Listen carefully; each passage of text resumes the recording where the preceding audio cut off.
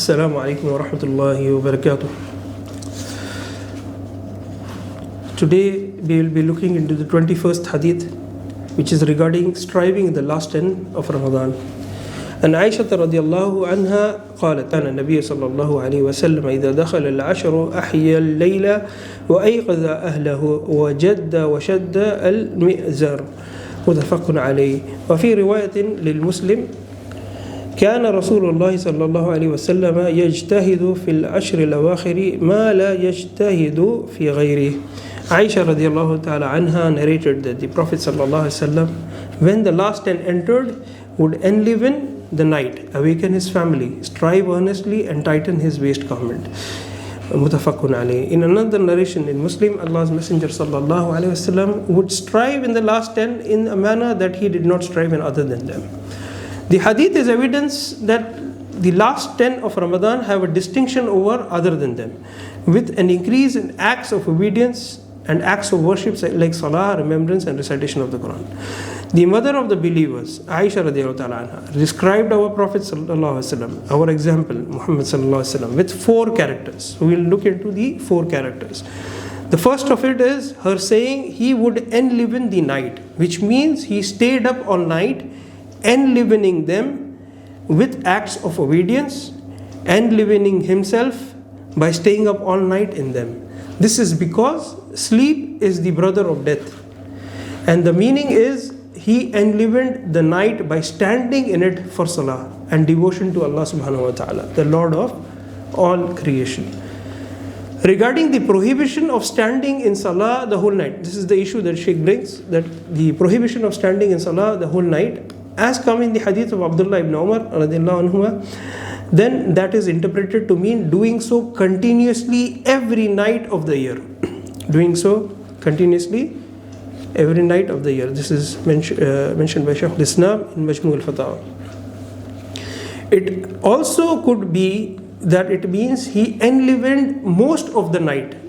That is supported by the hadith of Aisha radiallahu anha. ما رأيت رسول الله صلى الله عليه وسلم قام ليلة حتى الصباح.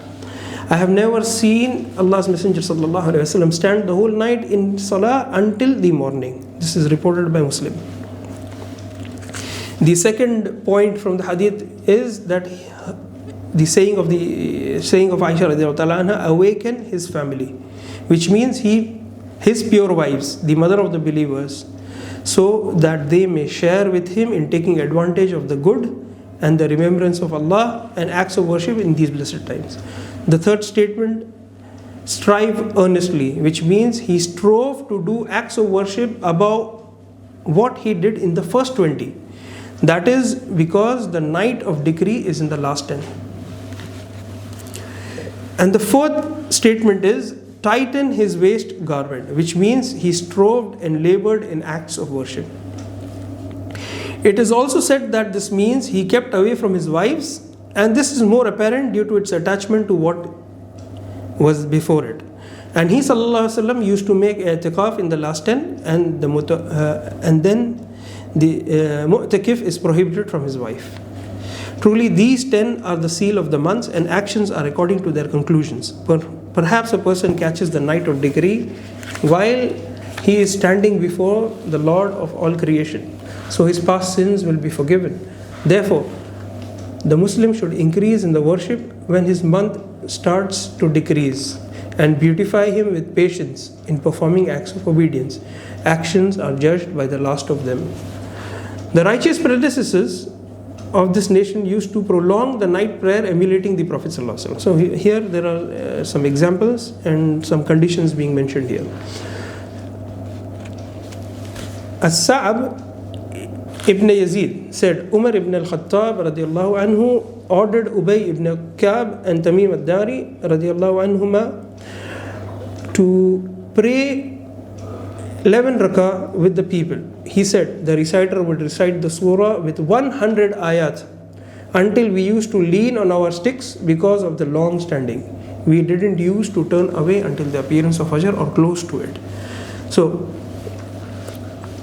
there are 2 endeavors for the believer to strive to gather in Ramadan. So in 2 things that the believer need to focus in Ramadan. The first is The first endeavor is to fast during the day, and the second is to stand at night in salah. These are the two endeavors of the believer.